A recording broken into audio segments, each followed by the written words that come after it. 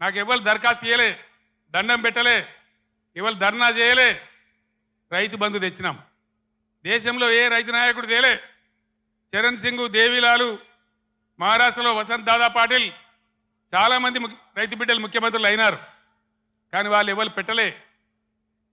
ఇండియాలోనే మొట్టమొదటిసారిగా రైతు బంధు అనే పథకం పేరు పెట్టి స్టార్ట్ చేసిందే కేసీఆర్ ప్రభుత్వం కాదా? మీరు ఆలోచించాలని నేను కోరుతా ఉన్నా. రైతు బీమా, రైతు చచ్చిపోతే అడిగే దిక్కు లేకుండే. రైతు ఏ గుంట భూమి ఉన్న రైతు చనిపోయినా 5 లక్షల రూపాయల బీమా తెచ్చిపెట్టినాం. ఇలా దాని గురించి వివరం లేదు.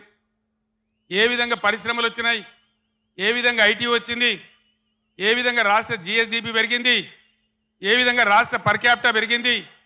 దయచేసి కరీంనగర్ మేధావులు, తెలంగాణ ప్రజలు తమ పార్లమెంట్లో ఓటేసే ముందు ఈ విషయాలన్నీ కూడా ఆలోచన చేయాలి.